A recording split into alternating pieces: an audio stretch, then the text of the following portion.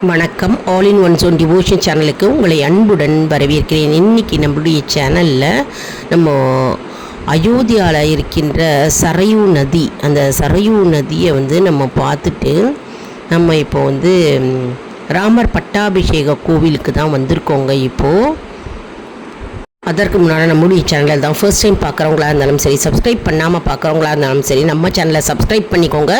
கூடவே அந்த பெல் பட்டனை ப்ரெஸ் பண்ணிக்கோங்க. ஆல் என்கின்ற ஆப்ஷனையும் ப்ரெஸ் பண்ணிக்கோங்க. அப்போ தான் நான் போடுற வீடியோஸ் எல்லாம் உங்களுக்கு உடனுக்குடன் நோட்டிஃபிகேஷனில் மிஸ் பண்ணாமல் தெரிய வரும். சரி, வாங்க இப்போ நம்ம வீடியோக்குள்ளே போகலாம். இது ராமர் பட்டாபிஷேக கோவில் அப்படின்னு சொல்கிறாங்க. ஸ்ரீராமர் சீதா எங்களெல்லாம் அமர வைத்தாங்க. கொஞ்ச நேரம் எங்களை அமர வைத்து எங்களுக்கு எக்ஸ்பிளைன் பண்ணார். அப்புறம் எதிரில் பார்த்தோம்னா ஆஞ்சநேயர் கோவில். அப்படியே நாங்கள் போயிட்டே இருக்கோம். ஆஞ்சநேயர் கோவிலுக்கு உள்ளே போக போகிறோம். நம்ம இப்போது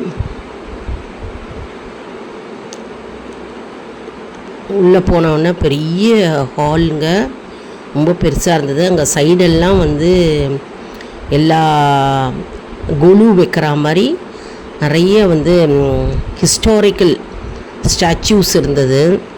இது சிவபெருமான் அமர்ந்து இருக்கார் பாருங்கள். ஒவ்வொன்றும் அவ்வளோ அற்புதமாக இருந்ததுங்க. அப்புறம் ஆஞ்சநேயர் இருந்தார் எதிரில். தத்ரூபமாக இருக்குது. அதாவது ஹார்ட்டை பிரித்து காமிக்கும் போது அதில் சீதாராமர் இருக்காங்க அதில். அப்புறம் யானை இது, அப்புறம் க்ராக்கடைல் பொம்மை, இதெல்லாம் அப்படியே ஸ்டாச்சு மாதிரி இருந்தது. இந்த கோவிலில் பார்க்கும்போது ரொம்ப அற்புதமாக இருந்தது. ஒவ்வொன்றும் அப்படியே தத்ரூபமாக அப்படி செதுக்கியிருக்காங்க. இது ராவணன் 10 தலை கொண்ட ராவணன். அப்புறம் ராவணன் தலை ஆடிக்கிட்டே இருக்கு பாருங்க. அப்புறம் அசுரரோட தலை ஆடிக்கிட்டு இருக்கு. அசுரரை வீழ்த்தும்போது தலை ஆடிக்கிட்டு இருக்கு. அந்த காட்சி தான் இப்போ பார்த்துட்ருக்கோம். அப்புறம் இதெல்லாம் ராமாயண கதை தொடர்புடையது. அப்புறம் நம்ம வெளியில் அப்படியே நடந்து வெளியில் வரோம். வெளியில் வரும்போது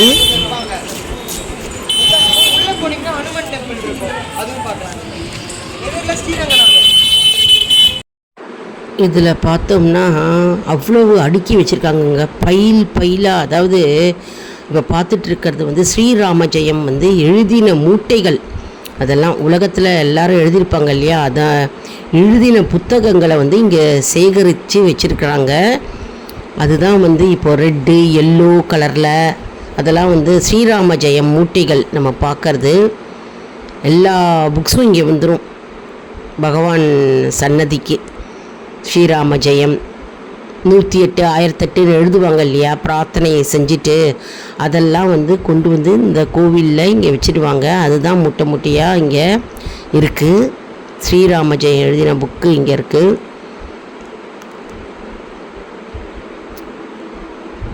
அப்புறம் இவ்வளோ பெரிய ஹால் இருக்குது. இங்கே சீதாராமர் லக்ஷ்மணர் இருக்காருங்க பார்க்குறது. அப்புறம் வெளியில் வந்தோம்னா ஸ்ரீரங்கநாதர் எதிரில் இருக்காங்களாம் கோவில். அப்புறம் இது ராமர் சேத்து பாலம் கட்டும்போது அந்த கல் அது அப்படியே வச்சுருக்காங்க ப்ரிசர்வேட்டிவாக. அதுதான் இப்போ பார்த்துட்ருக்கோம். ரொம்ப அற்புதமாக இருந்ததுங்க. நீங்கள் சொல்லுங்கள், எக்ஸ்பிளைன் பண்ணுங்கள். இந்த மரத்துக்கடியில் தான் ராமாயணம் எழுதப்பட்டிருக்காங்க. அந்த மரங்கள் இவ்வளோ காலம் கடந்து அதனுடைய அந்த பில்லர் அந்த தண்ணி அப்படியே இருக்கு. ஸோ அதனால அதனுடைய ஞாபகார்த்தமாக என்ன பண்ணுவாங்க, செப்பு தகடில் இந்த ராமாயண கதைகள் ஃபுல்லாகவே இந்தியில் பொறிக்கப்பட்டு கவர் பண்ணியிருக்காங்க.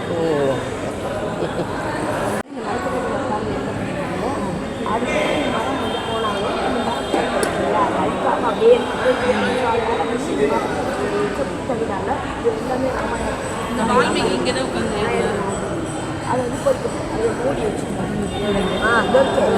மரம் இருக்கு பாருங்க. அதான் இதோட இது மடி தட்டு பகுதி அடிப்பகுதி என்ன மரம் ஆமாம் அங்கே நிறைய அரச மரம் தான் நிறைய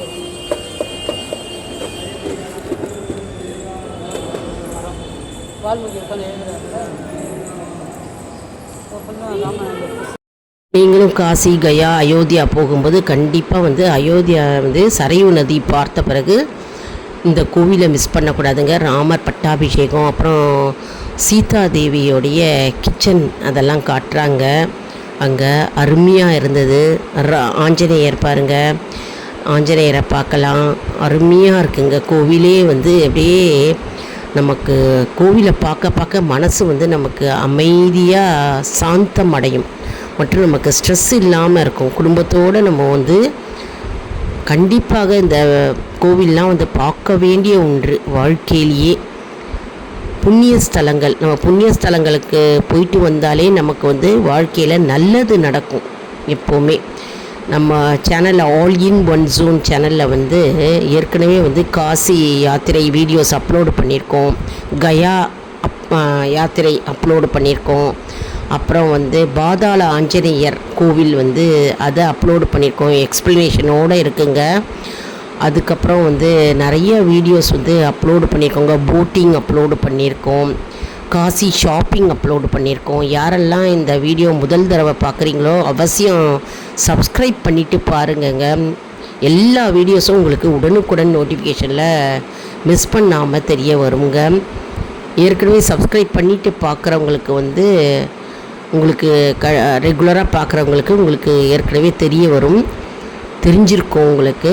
பட் புதுசாக பார்க்குறவங்க சப்ஸ்கிரைப் பண்ணிவிட்டு பாருங்கங்க.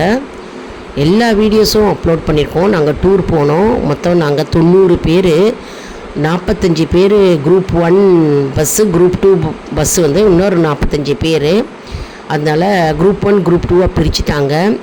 ஸ்ரீ பாபாஜி டூரிஸ்ட் சர்வீசஸ்ஸு சென்னையிலேருந்து நாங்கள் அந்த ட்ராவல்ஸ் மூலமாக நாங்கள் காண்டாக்ட் பண்ணி நாங்கள் குரூப்பாக போனோம்.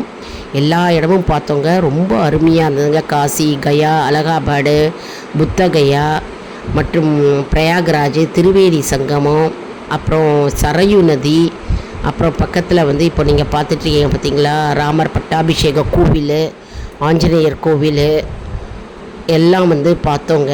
ரொம்ப ரொம்ப அருமையாக இருக்குங்க. எல்லாருமே வந்து இந்த புண்ணிய ஸ்தலங்களுக்கு கண்டிப்பாக வந்து நீங்களும் வந்து பகவானுடைய அருள் பெறணும் என்று நாங்கள் பிரார்த்தனை செய்து கொள்கிறோங்க. இப்போ பார்த்துட்டுருக்கிறது இந்த பொம்மையெல்லாம் அழகாக வந்து குலு பொம்மை மாதிரி இருந்தது. அவ்வளோ அழகாக வடிவமைக்கப்பட்டிருந்தது. அப்புறம் நம்ம இப்போ பார்த்தோம் பார்த்தீங்களா வால்மீகி அங்கே உட்காந்து அமர்ந்து எழுதின இடமா வந்து அந்த மரத்தில் வந்து செதுக்கியிருக்காங்க. மரம் வந்து அந்த மரம் வந்து சான்ஸ்கிரிட்டில் செதுக்கியிருக்கு ராமாயணத்தை. அவ்வளோ அருமையாக இருந்தது பாருங்கள். கைடு கூடவே வந்து எக்ஸ்பிளைன் பண்ணாங்க, எல்லாமே எக்ஸ்பிளைன் பண்ணாங்க. நாங்கள் சந்தோஷமாக ஒரு ஃபேமிலியாக இருந்த மாதிரி இருந்தது, ஜாலியாகவும் இருந்தது. ஆன்மீக சுற்றுலாவே இது வந்து அப்படின்னு சொல்லலாம். நம்ம ரொம்ப அருமையாக இருந்ததுங்க. கோவில் குளங்களுக்கெலாம் எப்போவுமே போயிட்டு வந்தால் எப்போவுமே நம்முடைய வாழ்க்கை வந்து செழுமையாக இருக்கும் மற்றும் வந்து அனைத்து வளமும் நலமும் நமக்கு வந்து சேரும் மற்றும் நமக்கு வந்து நம்முடைய வாழ்க்கையில் வந்து ஏதாவது ஒரு நல்ல செய்தி வரும். அதனால் எப்போ நேரம் இருக்கோ நீங்கள் குடும்பத்தோடு நீங்கள் வந்து காசி யாத்திரை சென்று வாங்க. இந்த இடங்களுக்கெல்லாம் மிஸ் பண்ணாமல் போங்க. அதனால் சப்ஸ்கிரைப் பண்ணிக்கோங்க. இந்த வீடியோ மூலமாக யாரெல்லாம் போகலை அப்படின்றவங்க, போக முடியல அப்படின்றவங்க இந்த வீடியோ மூலமாக பிரார்த்தனை செஞ்சுக்கோங்க.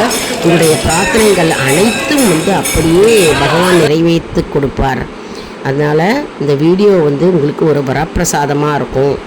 நீங்கள் பாக்கியம் அப்படின்னே சொல்லலாம். அந்த வீடியோவை பார்க்குறவங்க ஆஞ்சநேயரை நல்லா பிரார்த்தனை பண்ணிக்கோங்க.